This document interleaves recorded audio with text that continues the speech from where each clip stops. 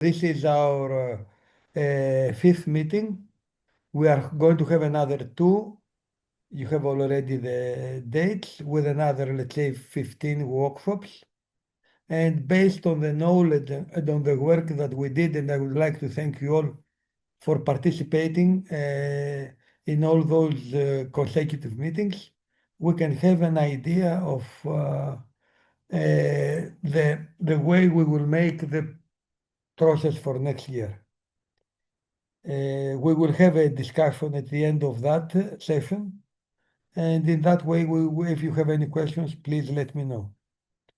There are three periods. In the one, someone is presenting a teaser.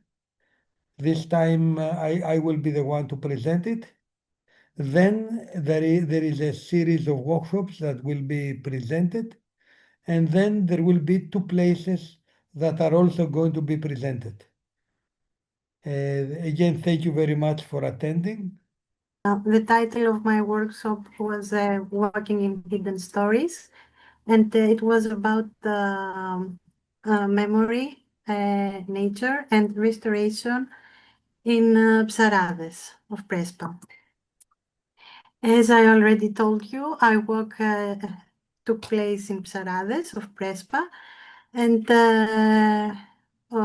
we almost all know that Prespa is a unique border region where three countries meet. This landscape is more than a natural environment. It carries memories of communities, historical events, displacement, and resilience. Walking here allows us to experience the place as a living archive where nature and history are deeply connected. The experience began with slow walking, and this pace encouraged observation and attention. Periods of silence alternated with conversations where we shared historical knowledge, personal memories, and reflections about the area. The walk became a shared process of discovery. Silence played a central role in the walk. Without constant conversations, we became more aware of their surroundings and our inner thoughts. The wind, the water, birds, and the terrain itself became part of the experience. Silence created a different kind of communication and strengthened the sense of togetherness. We were not only observers, but active contributors. Through collaborative actions, we became part of the restoration process. This transformed the project into a living artwork where community participation carries both practical and symbolic significance. The experience demonstrated how connection with nature and human stories can support resilience. Participants shared knowledge, emotions, and experiences, creating a temporary but meaningful community. The lessons of the walk continue beyond the event itself. Walking in Psarades revealed multiple layers of the landscape: ecological, historical, and emotional. The restored oak tree stands as a reminder that fragility and endurance can coexist. Although the physical walk ended, its influence continues through the ways we remember, reflect, and connect with each other. In a place like Prespa, where collective memory and collective trauma have become one through the wars that unfolded across this land, a shared walk comes to write a new story. Since our school days, we have grown accustomed to learning history as a sequence of wars, a history shaped by conflict. Yet, through collective walking in the Prespa region, we begin to write a different kind of history, the kind of history we would wish our children to learn in school, the history of peace. Thank you so much. Thank you, Stefania. So the title of our workshop was Walking the Legends. It was a participatory walking arts workshop that took place in Prespa last year. The project explored how walking, storytelling, and local knowledge can come together and create meaningful artistic experiences and strengthen connections between people, memory, and the place, of course.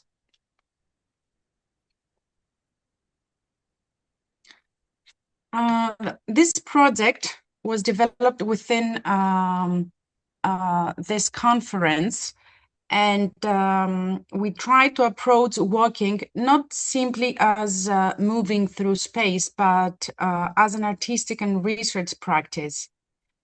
The landscape of Prespa was understood as a cultural archive, carrying stories, memories, traditions, and traces of local history.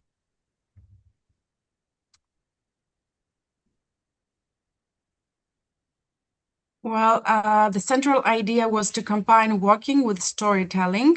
As our starting point, we used a local legend from the Prespa region, which is called The Noble Youth and the Fairy. Rather than treating the legend as a fixed story, we used it as a participatory artistic tool that encouraged the dialogue between the participants, the imagination, of course, and collective meaning making.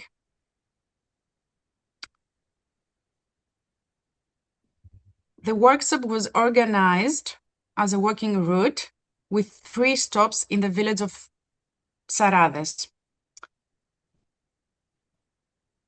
At each stop, local storytellers shared fragments of the legend together with local knowledge and memories connected to the place.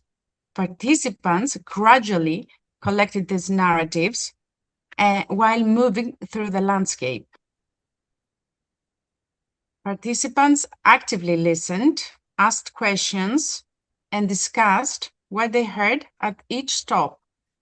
Instead of receiving the complete story from the beginning, they gradually reconstructed the legend piece by piece by asking questions. At the end of the walk, all participants contributed to a collective retelling of the story, creating a shared narrative experience.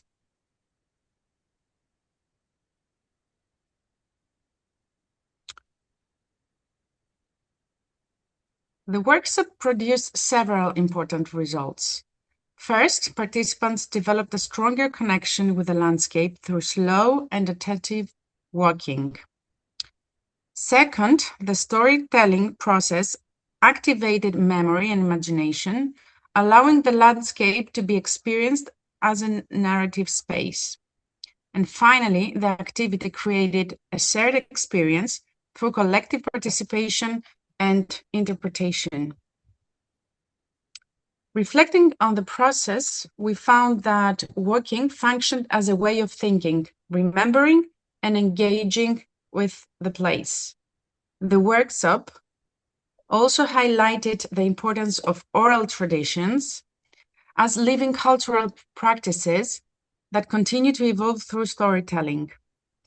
In this sense, the landscape became a living archive where stories, memories, and local knowledge remain present. In conclusion, Walking the Legends demonstrated how walking, storytelling, and local knowledge can be combined to create meaningful participatory experiences. The project showed that legends can connect people with place, link past with the present, and transform walking into a creative and reflective practice.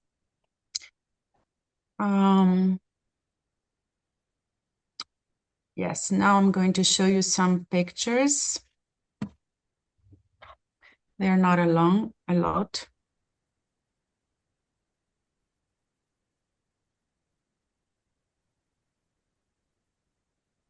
That was the final point that we reached.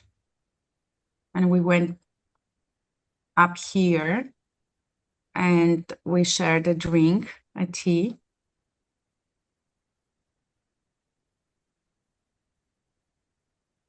This is a picture from the place I showed you before. It has a wonderful view.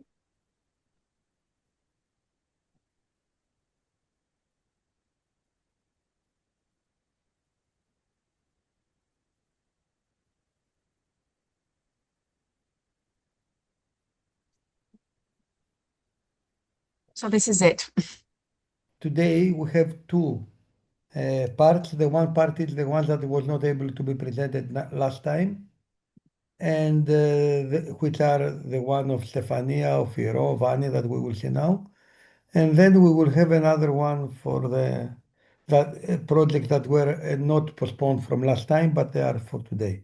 Annie will present the project Interweaving, which was made, it is a collective project made by Patricia Miranda, Molly Wagger, Sofia Donaki, and there was also a poem of Amy Tinterbox. Yes. Hello, everyone. Thank you very much. I would like to present our action with the following video.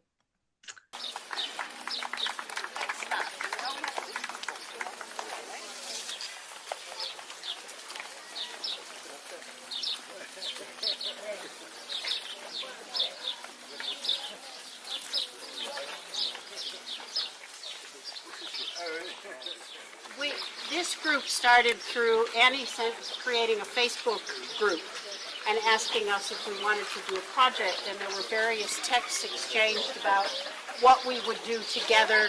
It often involved some form of collecting of natural fibers and, well, what you see here, as well as shared work together and weaving, bringing things together this way. The very important thing is that we're all from around the world. So Annie wrote in the book, in the Facebook chat eventually at the end, 4 women from different corners of the world meet at Prespa Lake, walking together through the borderlands. They weave a raft, a floating sculpture that represents human relationships, diverse, colorful, sometimes tender, sometimes complex, that unites us. You is our shared intention to meet, to entangle, to coexist.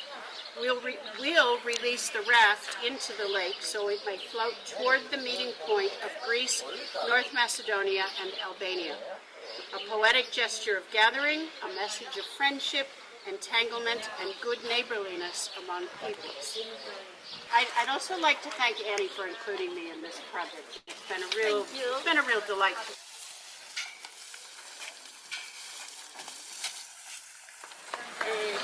I want to thank you very much to Sofia, the other great lady, Sofia Donakaki.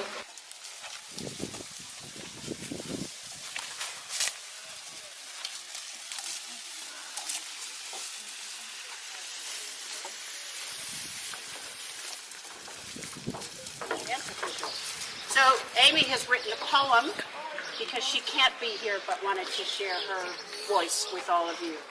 So it's called To Wear It is to Crease It, Seeking After Sappho. To wear it is to crease it, to release it from its holy skin. Its seal broken and ready to begin.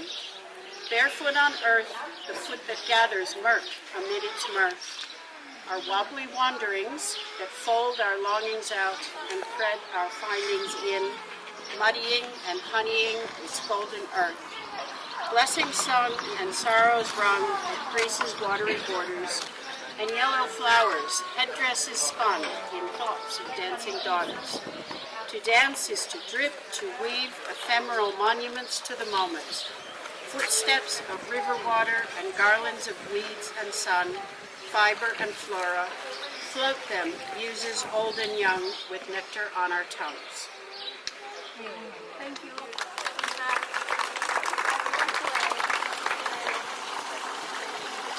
The action was titled Go Border Interweaving. It began from a deeper cultural experience that we carry within Greece. The image of the blood-stained Polytechnic flag and the ritual procession of Good Friday's epitafios. We wanted to explore how a fragile woven body made of natural materials could carry collective memory and a sense of community into public space. The performance took place in a unique ruminate location, like Lake Prespa, where the borders of Greece, North Macedonia, and Albania meet. During the action, 6 women from different parts of the world walked together through this landscape. We gathered reeds, branches, wild plants, and flowers, weaving them into a sequence of interconnected forms. Gradually, the construction transformed into something in between: a wreath, a raft, an epitafios, a floating body. The process slowly became a shared ritual. The gathering, the weaving, and the collective carrying of the object through the village of Sarades echoed forms of public ritual found in many cultures, such as religion processions or political marches of remembrance. By carrying this fragile organic banner together, we became a community. Finally, we released the construction into the lake toward the invisible meeting point of the 3 states. Go Border Interweaving did not attempt to offer political solutions. Instead, it was a small poetic gesture upon the water. The woven reeds and flowers became a metaphor for human relationships, fragile, complex, yet interconnected. In a fragmented world of borders, the act of weaving together is itself a political and poetic gesture. What floated upon the waters of Prespa was a temporary collective body made of memory, care, and coexistence. And what we ultimately gained from the conference of 2023 and 2025 was the spontaneous participation, generosity, and goodwilling of artists from the 4 corners of the earth, along with the deep hospitality of the residents of Psarades. We experienced all of this like a great emprise that made us feel safe. Thank you. Thank you, Annie. Thank you, Patricia. Thank you, Sophia. Thank you, Molly. Thank you, Amy, as well, for that. Simon, who helped with the Yes. Okay. Thank you very much. Okay, thank you, thank you, thank you. Okay. So hi, I'm Marianne Larian from Switzerland. I'm a walking artist from Switzerland. And I started my project of walking art in 2011. And since then I've done a lot of different walks. And I did a walk in the Walking Arts Conference called a Weather Walk. And it was on at the end of the week on Friday. And we started in the village of Sarades. The Weather Walk. What's the weather like right now? How is the weather affecting your body right now? How does your body feel right now? The walk in Prespa was developed in connection with an artistic residency I undertook in 2024, so I have to go a bit back to explain. So this was the walk in Sarades. Now I have to go back to this place. In October 2024, I spent 4 weeks as an artist in residence at the Hotel Alpenhof on the St. Anton, a viewpoint in the canton of Appenzell in Switzerland. The St. Anton is located at 1,110 meters above sea level, with a view of Appenzell and the Rhine Valley. The weather at this point is spectacular. Dense fog, fine rain, sun over the sea of fog, winds, clouds, clouds, clouds, clouds of all kinds. My guiding question were, what does it mean to walk in the weather? How does the weather affect the body? And how do body and weather interact? There, in this place, I walked on the same route almost every day, on this side and the other side of the ridge. St. Anton, Hakentrat, Honeck, Hinterweit, Chotzeren, Haken, St. Anton. Today, this fine rain hits the skin almost sweetly, delicate touches, but still cold in the wind. These experiences from the walks were enriched with readings on meteorology and artistic weather projects from the library of the Swiss artist Andreas Zünd, which is located in the same hotel.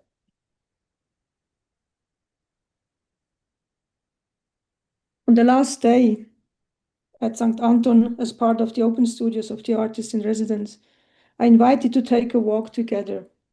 The walk was entitled Point of Weather, a walk. On this day, the fog line rised and fell by a few meters directly at the viewpoint. Wide views alternated with dense fog. A participant on the walk wrote afterwards,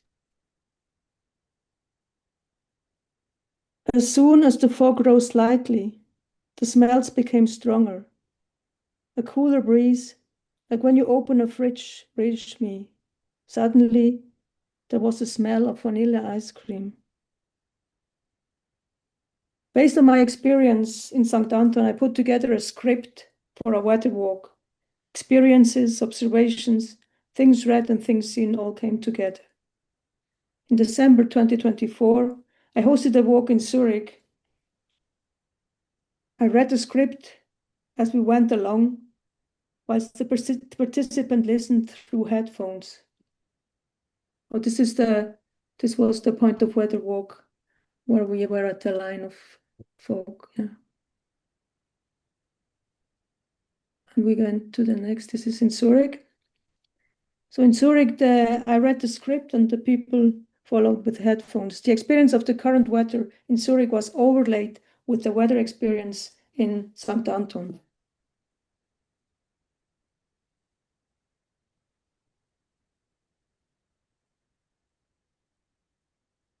So the experiment took another step forward when I took the script to Prespa. I took a small speaker with me, which I placed on my back. And as we walked our way out of the village,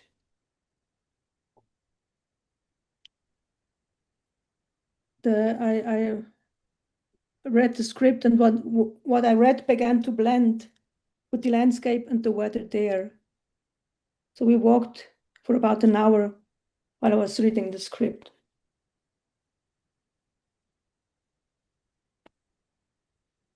A key part of almost all my walks is a moment of reflection and discussion at the end. The participants will write down and sketch out some thoughts and impressions, and then we'll discuss them together.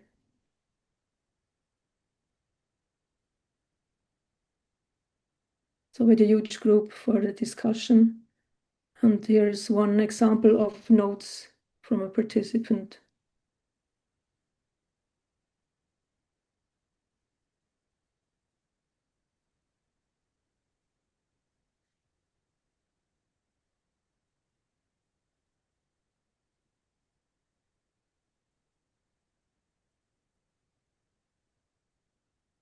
So to end, In an age of extreme weather events, it's important to consider the relationship between the weather and our bodies. We are embodied planetary weather. The weather connects us with every other place, with every other being on this earth, with the past and the future. Thank you.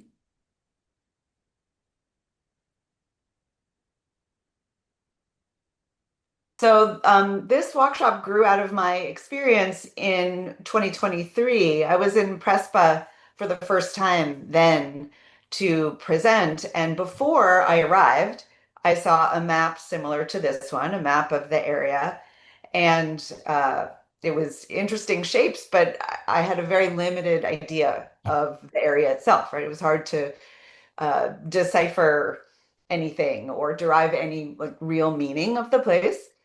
And then after I came home, I looked at the very same map and had such a different experience. The map itself was imbued with many layers of meaning because of my memories of experience there, the sensory information I had, everything I learned about the history and the people and the whole area of Prespa, as well as the experiences that I'd had with people all over the world during the conference. So I was struck by how the map was this artifact that now looking at this picture of green and brown and blue, I can see the cafe, I can see the road, I can see that tree, etc. So I wanted to develop something from that for 2025. In 2023, my workshop was cultivating somatic awareness through walking. So walking as a way to be in our bodies and in the landscape. So my 2025 workshop was a continuation of those themes, this time with this focus on cartography of the body and the experience, as well as the cartography of the land and the town. So we traveled along the shores of the lake and the town, through the town, because I wanted to have both the human and more than human elements here. So in both cases, we were tuning into our senses, engaging with what was present both internally and externally, and practicing curiosity and listening to what was around us. So we started here at the joining point of the town and the lake, right there in the port, and wanting to acknowledge both of these human and more than human aspects. And also tapping into the idea of being both individuals and a group. So I was presenting information about what we were going to be exploring during the workshop, and then also doing an embodied exercise. So we were in this circle here to be aware of ourselves as individuals, as well as being all together in this group. So as maps invite us to venture into new terrains and help us find our way, they also can allow us to trace routes we've already traveled and reflect back. So the invitation was for people who had been to Prespa before and people who hadn't, to tap into what was familiar and unfamiliar, what they were discovering, what they were remembering, and have that be a body experience instead of only a thought experience. So the tools of our map making were somatic awareness and a creative practice of the map making, along with the embodied map. I also invited participants to create maps in various material ways that we'll see as we go along, so that the map could be a way that we embody the land, and then also have a place to remember. I love the word remember. That can be a remembering, a putting together again. So the map can help you remember, put yourself back in Prespa, even when you're not there. So here we go.